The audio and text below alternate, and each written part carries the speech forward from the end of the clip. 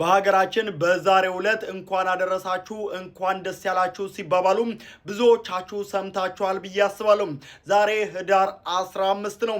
ይህም የሆነበት ምክንያት ታዲያ የነቢያት ትንቢት የተፈጸመበት ቀን በመሆኑ ነው። ነቢያት ስለ ኢየሱስ ክርስቶስ መወለድ፣ ወደ ግብጽ ስለመሰደድ፣ ለሰው ልጆች ድህነት መከራን ስለመቀበሉና ስለ መሰቀሉ፣ ስለ ትንሣኤው፣ ስለ እርገቱና ስለ ዳግም ምጽአቱ ትንቢት ተናግረው አላቆሙም።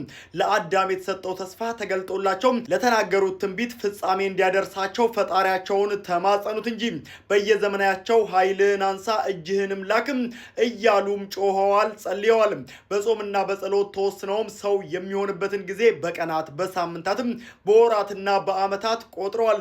ዘመኑ ጾመ ነቢያት የተባለውም በየዘመናቱ የተነሱ ነቢያት እግዚአብሔር ለሰው ልጆች ያሰበውን ድህነተ ሚስጥርም ተገልጦላቸው የራቀው ቀርቦ የረቀቀው ገዝፎ በእምነት አይን ያዩት እንዲደርስላቸው ስለ ጾሙ ስለ ጸለዩ ነው። ታዲያ ጾመ ነቢያት ዛሬ ተጀምሯል። በዚህ ጾም ወቅትም ታዲያ በጎነትን እናድርግ፣ መልካም ተግባራትን በመፈጸም ነፍሳችንን ደስ እናሰኛትም። በሙታን ሳይማር ቅዱስ ሚካኤል አንድነት ገዳም የሚገኙ አባቶችም ዛሬም ወቅቱን ጠብቆ በሚፈራረቅ በበጋ ፀሐይ፣ በክረምት ዝናብና ጎርፍም እየተሰቃዩ ይገኛሉ።